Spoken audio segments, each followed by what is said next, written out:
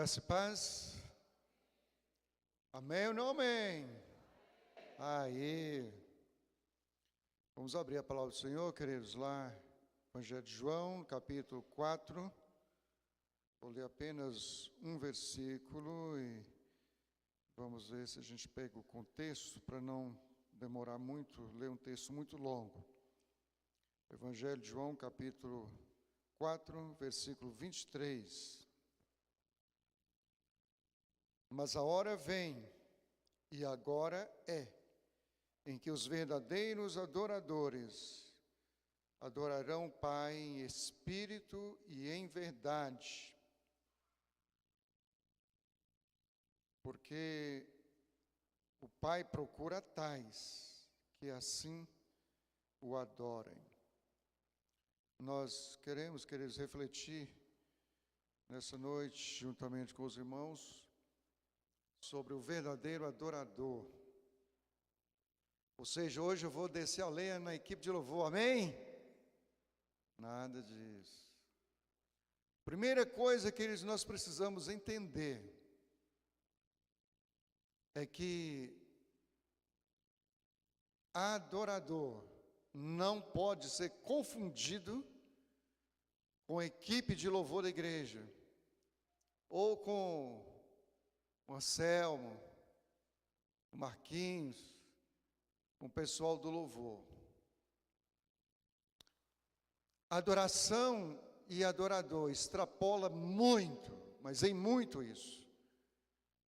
Eles também devem ser adoradores e devem prestar adoração a Deus, mas não se pode confundir. Mas isso é confundido. Hoje mesmo, olhando pela palavra adorador, aí quando buscava lá adorador, vinha ou um cantor, ou vinha um conjunto, um grupo musical, uma equipe de louvor. É assim historicamente. Falou de adoração, eu confundo com a equipe de louvor. Como se apenas o pessoal do louvor fossem os adoradores. Então, a primeira coisa que nós precisamos entender é isso, que todos nós somos adoradores em potencial. E por que eu entendo que eu sou em potencial um adorador? Porque em potencial também eu estou aqui para prestar a Deus uma adoração. E o que seria uma adoração? O que seria adorar? No original, querido, vem do grego proskinel, que significa prostrar-se em profunda reverência e intimidade, seja para agradecer, seja para pedir, seja para elogiar, enaltecer alguém perante quem eu me prostrei. Adoração é isso. Esse texto aqui, queridos, Jesus, ele dá uma chamada de atenção muito forte para todos nós numa conversa com uma mulher de Samaria. Ele saindo da Judeia para a Galileia, tendo de passar por Samaria, próximo a um poço histórico, inclusive, né, de José, recebido pelo seu pai. Ao meio-dia, a hora sexta, mais ou menos, sol causticante, muita sede. Então aparece essa mulher para tirar água, e ele pede água e tabula ali uma conversa. E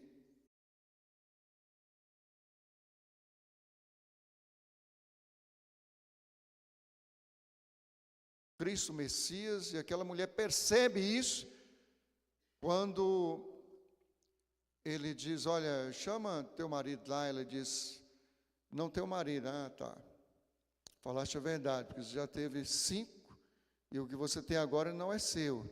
E aquilo impactou impactou ela, e ela reconheceu então que Jesus era um profeta. E aí ela pergunta para ele onde é o lugar que se deveria adorar, porque os ancestrais dela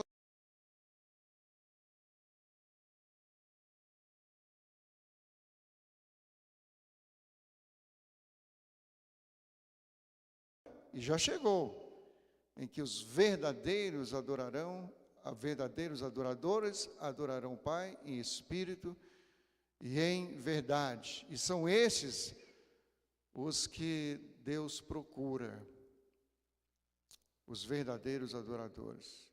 É exatamente, queridos, sobre isso, o verdadeiro adorador, eu gostaria de estar refletindo com os queridos irmãos. Em primeiro lugar, queridos, o verdadeiro adorador, ele não precisa ser visto.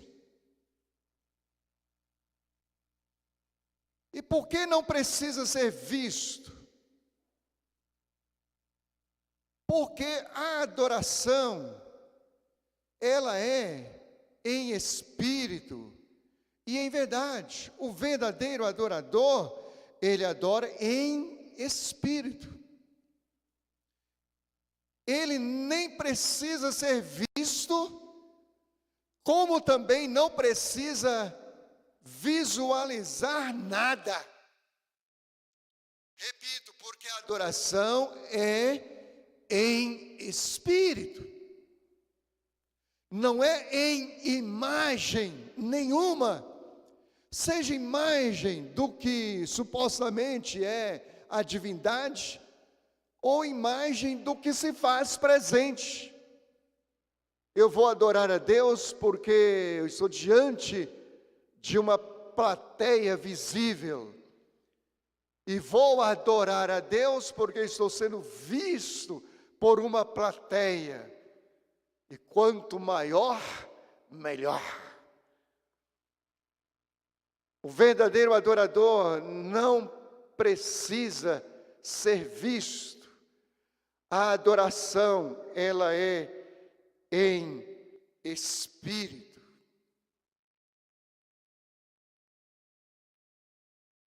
Quando se diz que a adoração é em espírito, diz respeito da conexão do meu espírito com o Espírito de Deus, da minha intimidade com o Espírito de Deus, objeto da minha adoração. Conexão de espírito com espírito, intimidade em espírito. E em verdade é a bússola, é o caminho, é a estrada, é o trilho, para dizer que é por aqui, é nessa direção, é nesse rumo. Não é aleatoriamente, não é de qualquer jeito, e não é a qualquer pessoa. É em verdade. Tem um trilho, tem um caminho, tem um rumo, tem uma direção, tem uma bússola que aponta o objeto da adoração e como eu vou adorá-lo. Isso é adorar em verdade, não em mentira. Conversando com algumas pessoas, elas dizendo, olha, aquelas imagens que às vezes a gente faz, aquilo ali não é que a gente adore aquilo, mas aquilo ali é para a gente lembrar daqueles personagens, como se a gente soubesse, tivesse condições de saber da fisionomia desses homens do período bíblico. E aquilo então me faz lembrar e me faz me aquebrantar diante deles e eu fico todo sensibilizado espiritualmente diante daquelas imagens. Queridos, a adoração é em espírito, não é em imagem. Não é em imagem. Nem para ver, nem para ser visto, repito. Quantos dos irmãos entendem, sabem, que determinadas pessoas, para aceitar um convite para pregar na sua igreja ou para cantar na sua igreja, vai perguntar quantas pessoas estão lá ou não, estarão lá ou não. Dependendo do número de pessoas, ele vai aceitar o convite ou não. Outros dizem assim, vai mandando convite, vai mandando. Aí no fim do ano, eu vou selecionar quais os convites que eu vou atender. Aí os irmãos me perguntam, será quais os convites que essa pessoa vai atender? Será que vai ser do Ministério Calel lá em Santa Luz, no Piauí? Tenho 99,99% de certeza que é possível que ele não vá para lá, não aceite ir para lá. Por causa de duas coisas. Por causa de plateia e por causa do retorno. Então eu preciso ser visto. Para eu ir lá adorar, eu preciso ser visto. Visto e não apenas ser visto, como também ser reconhecido, aplaudido. Na realidade é o seguinte, eu vou lá para adorar. Não, aqui comigo, entre nós, eu vou lá para ser adorado.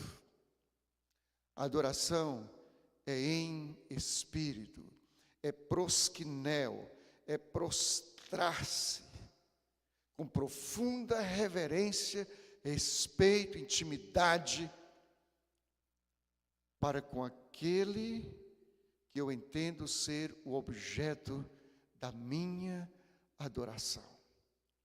É em espírito. E nesse momento, o meu espírito faz conexão com o Espírito Santo.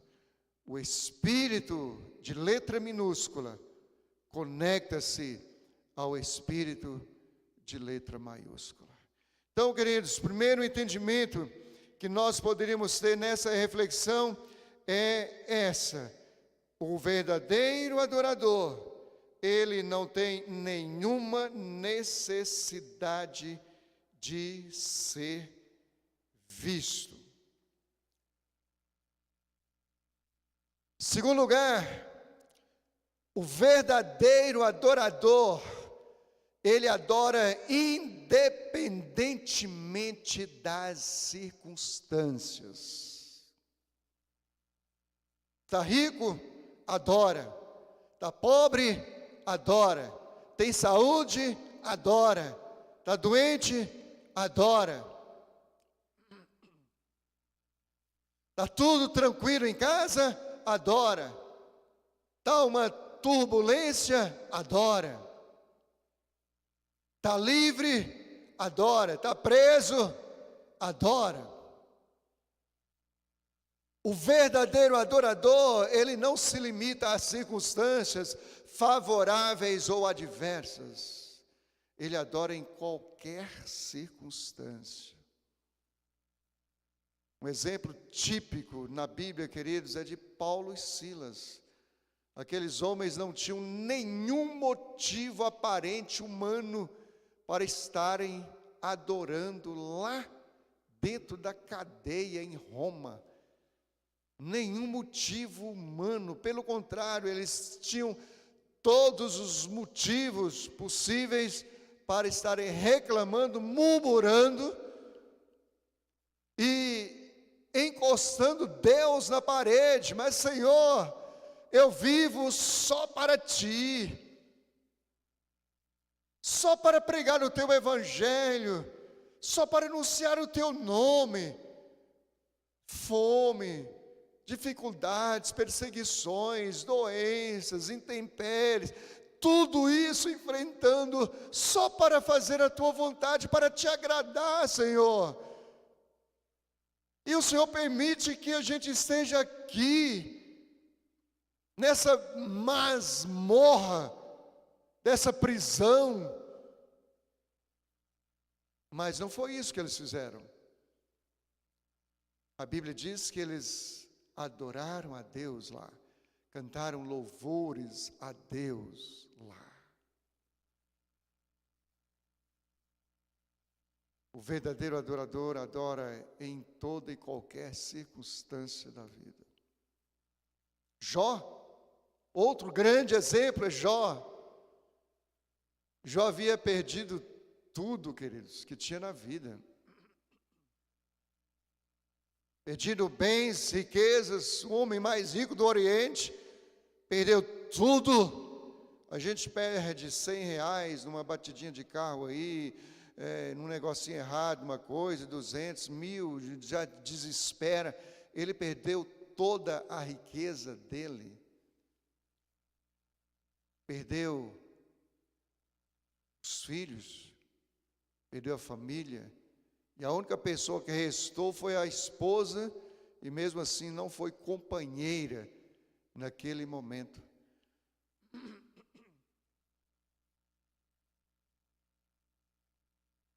E foi dentro dessa circunstância que a Bíblia diz que ele pronunciou: eu vim para este mundo com tudo isso? Não, eu vim nu.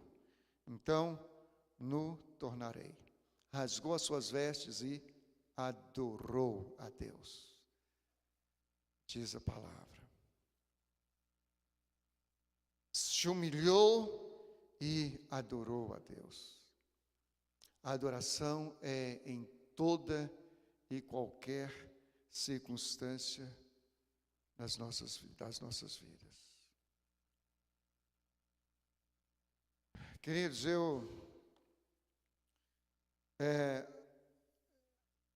a gente tem um jargão, inclusive, entre os que gostam mais de estar metidos a teólogos, de dizer que experiência não forma doutrina.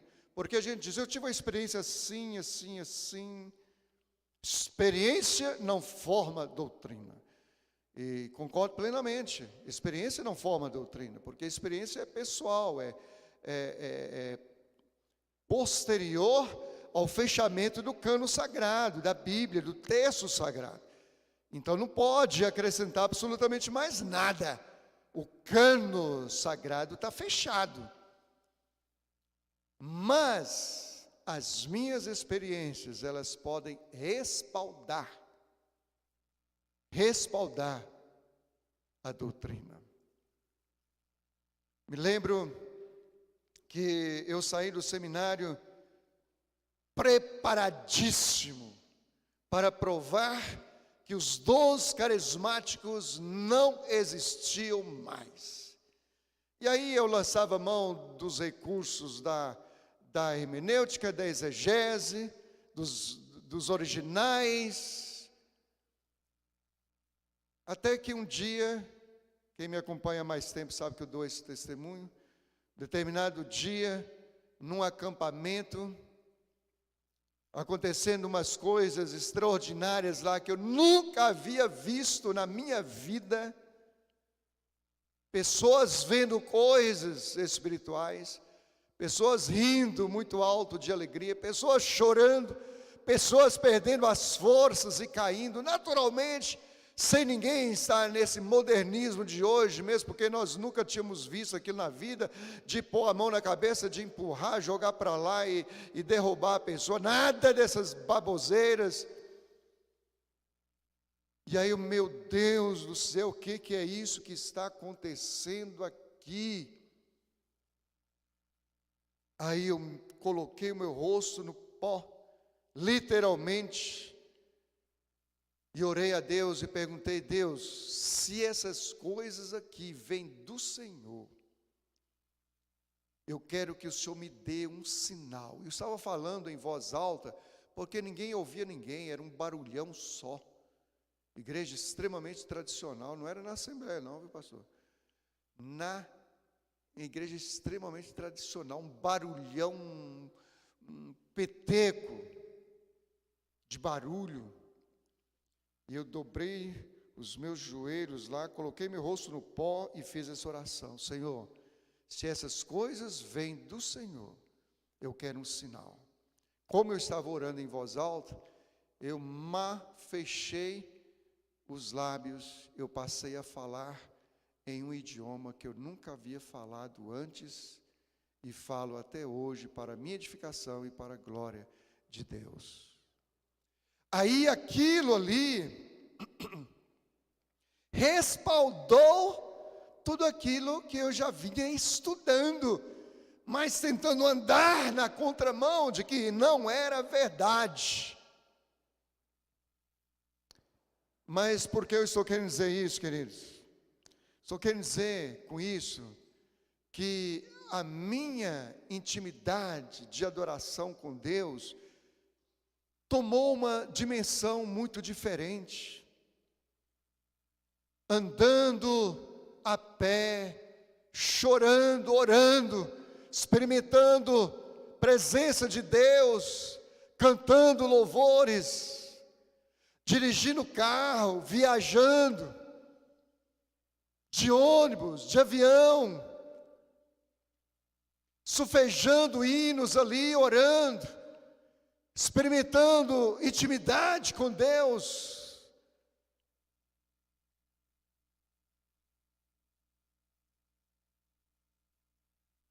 Teve uma vez que eu fui visitar a Merilane, ela estava querendo namorar comigo nessa época, eu já estava namorando, não sei. E eu ficava com pena dela, que ela tinha muita saudade de mim, aí eu ia lá em Quirinópolis vê-la. Teve um dia, queridos, que eu fui e adquiri um livro que eu tinha vontade de ler, não sei se os irmãos conhecem, Os Heróis da Fé. E eu vim lendo esse livro dentro do ônibus. Irmãos, eu quase causava escândalo, chorando, adorando a Deus ali dentro do ônibus,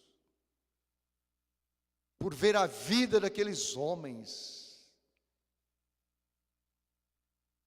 E nós vamos trazer, queridos, à tona muitas lições desses homens por um tempo aí para frente.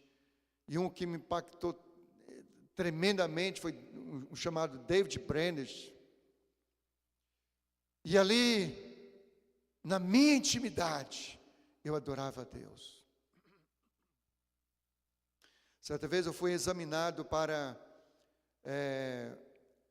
ser recebido numa igreja, e me perguntaram a respeito do dom de línguas. Eu disse, o que eu pensava? Eu penso como Paulo, assim, foi dizendo.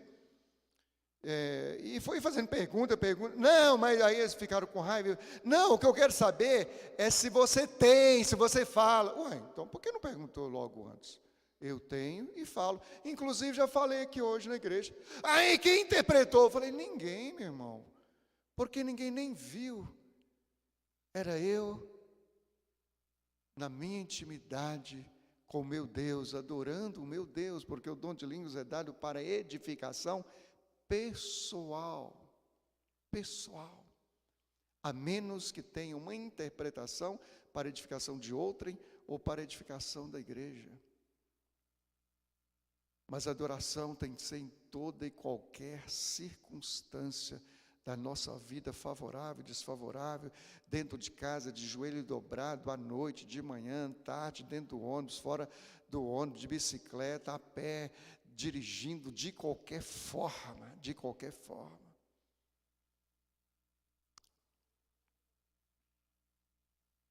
Eu tive duas fortíssimas experiências, queridos, que eu já contei na minha vida, eu quero contar de novo, porque nunca o auditório é o mesmo, nunca as pessoas são exatamente as mesmas, mas eu perdi uma ovelha lá no norte uma jovem, estava formando em medicina, aliás, acabou formando em medicina, e já estava trabalhando já como médica, e ela teve uma doença de pele, um câncer de pele chamado melanoma.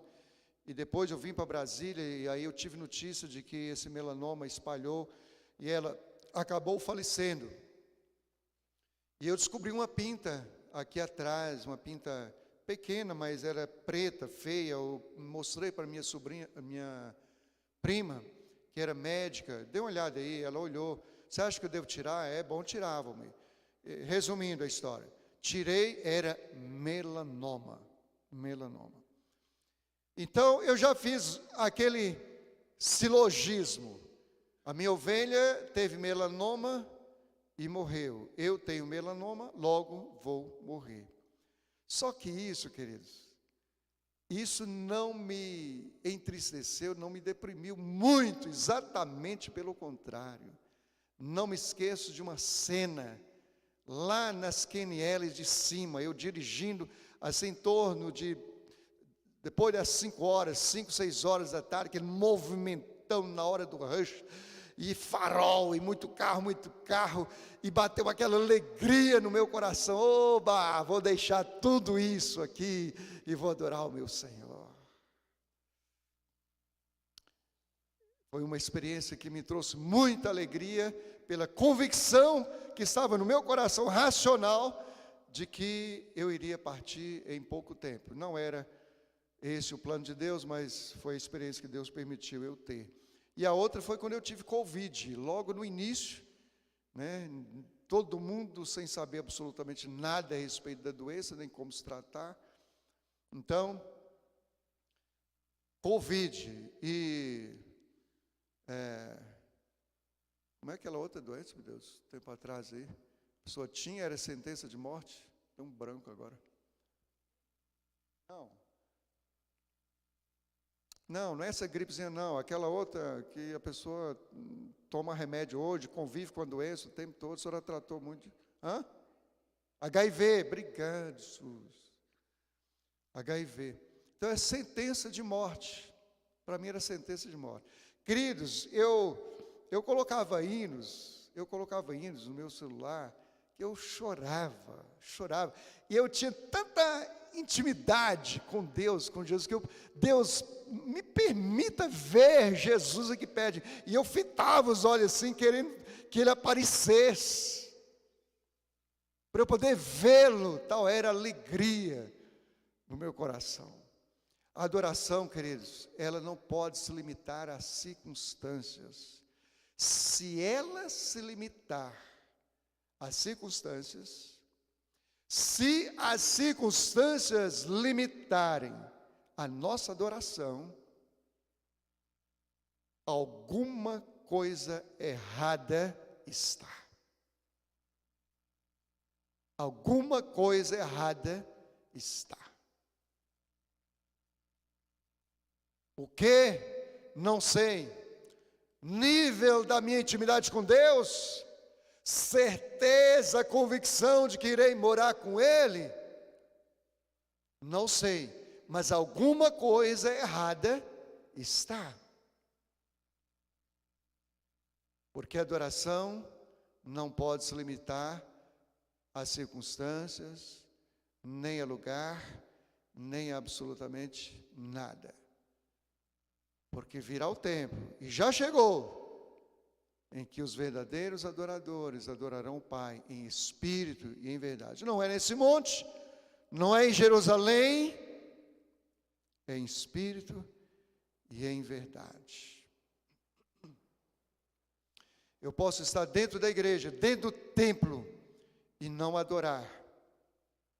Eu posso estar dentro do templo e me levantar interiormente contra tudo aquilo que se chama adoração.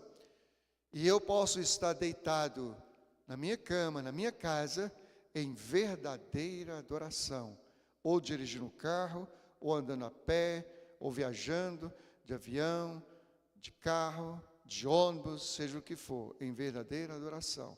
Porque a verdadeira adoração, o verdadeiro adorador, ele não adora pautado em circunstâncias favoráveis ou desfavoráveis, geográficas ou não. Mas a adoração é proskineo, prostrar-se inteira, em profunda intimidade, reverência perante aquele que eu estou entendendo que é o objeto da minha adoração, em espírito, na subjetividade, na minha subjetividade, na minha individualidade, no meu espírito, em plena conexão com o Espírito Santo de Deus. E em terceiro e último lugar, queridos, Deus procura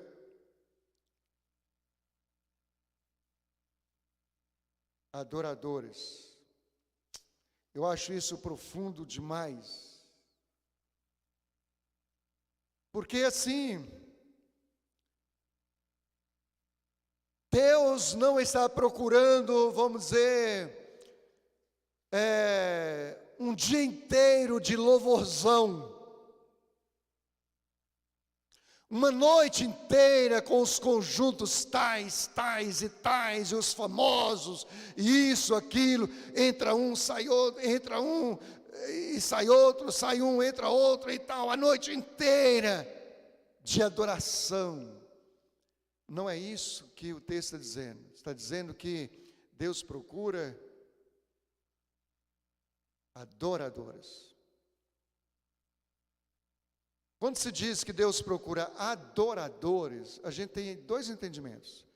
Um deles é que Ele procura pessoas humanas, seres humanos, prostrados, que se prostrem, que se humilhem, que se dobrem, que se entregam sem reservas à pessoa dEle. Significa que Deus está preocupado comigo, com a minha pessoa, e não com aquilo que eu posso oferecer a Ele. Ele está preocupado comigo.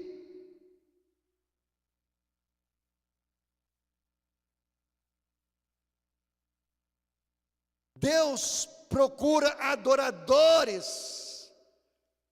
Deus procura a mim. Deus procura você. Deus procura nós. E não o que nós fazemos. Todos nós, potenciais adoradores. Todos nós, seja na nossa casa, como já disse, em qualquer lugar.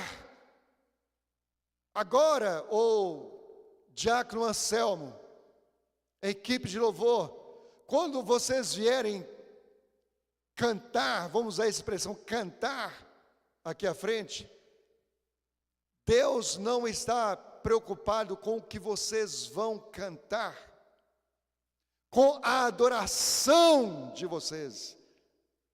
Deus está preocupado com a pessoa de vocês. Como é que vocês estão? Do mesmo jeito, qualquer um de nós lavando uma louça e fazendo qualquer uma outra coisa, solfejando cânticos, não é com aquilo, ou orando, ou qualquer atribuição a Ele, que represente uma adoração. Ele está olhando para nós, se somos verdadeiros adoradores. Agora, a igreja, em nome de Jesus, fique em pé, sem se desviar, nem para a direita, nem para a esquerda, nem deixando de adorar, que eu quero fazer o fechamento. Eu disse que quando Deus procura adoradores, eu disse em primeiro lugar, que Deus está preocupado comigo e com você, com a nossa pessoa, na condição de adorador. Mas em segundo lugar, para fechar, a palavra procura é muito forte. Significa que nós temos um valor simplesmente extraordinário. Deus, a vida inteira que nós temos, nos procura. A vida inteira que nós temos, nós estamos fugindo de Deus. E a vida inteira que nós temos, Deus está nos procurando. Em Gênesis, Adão, onde estás? Nos profetas, mais especificamente, Isaías, vinde, argui-me, diz o Senhor, ainda que os vossos pecados sejam como a escarlata, eles se tornarão brancos como a neve, ainda que sejam vermelhos como o carmesim, se tornarão brancos como a lã. Vinde. O primeiro livro do Novo Testamento: vinde a mim, todos vós que estáis cansados e sobrecarregados, e eu vos aliviarei. E para fechar o cano sagrado, a Bíblia, lá em Apocalipse, o Espírito e a noiva dizem: vem. Deus está sempre procurando verdadeiros adoradores.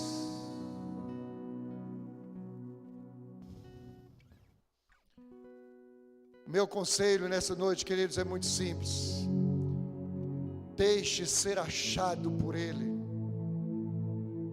em nome de Jesus. Deixe Ele dizer para si próprio: achei um verdadeiro adorador. Eu não achei mais um integrante da equipe de louvor com a voz maravilhosa, não é isso. Eu achei um verdadeiro adorador. Eu quero convidar em nome de Jesus os intercessores aqui à frente. E eu queria, queridos, que esse tempo fosse um tempo de reflexão para nós. E a grande pergunta ecoando para dentro de nós mesmos: sou eu um verdadeiro adorador? Sou eu um verdadeiro adorador? Ou sou eu um mero cantador de música gospel? Não é isso que Deus está procurando, cantadores de músicas gospel.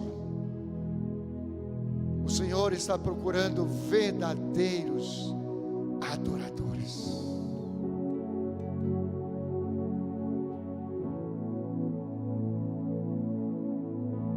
Meu querido, em nome de Jesus, se você gostaria de ser esse verdadeiro adorador e gostaria de uma ajuda espiritual em oração, nós gostaríamos de estar intercedendo por você. Eu sou o primeiro, eu já estou aqui à frente. Eu quero isso, eu preciso disso, eu tenho necessidade disso, porque nos momentos similares aos que eu testemunhei para os irmãos, se não for uma presença poderosa do Espírito de Deus, a minha atitude não vai ser a atitude de Paulo e Silas na cadeia, naquele lugar fétido, aquela masmorra. Não, será de murmuração, de reclamação. Eu pretendo ser, eu quero ser, eu preciso da ajuda da igreja para que eu seja verdadeiro adorador, que adore o Pai em espírito, sem ser visto e sem precisar visualizar nada. mas que adore na direção certa e em verdade. E em verdade, como o Senhor quer, segundo é pautado na palavra dele. Nós vamos estar adorando com cântico em adoração, enquanto os irmãos podem vir aqui à frente e orar e glorificar a Deus. Esse é o momento do mover das águas, onde Deus pode fazer coisas extraordinárias na nossa vida. Deus pode te libertar, Deus pode te curar emocionalmente, fisicamente, espiritualmente, trazer um renovo para a sua vida agora. Deus pode fazer isso, apenas adore a Ele. A graça do Senhor Jesus, o amor de Deus o Pai, a comunhão, as consolações, uma presença extraordinária, sobrenatural do Espírito Santo do Senhor, venham sobre essa igreja e venham sobre toda a igreja do Senhor Jesus espalhada na face da terra, hoje e pelos séculos dos séculos. Aleluia. Amém. Glória a Deus.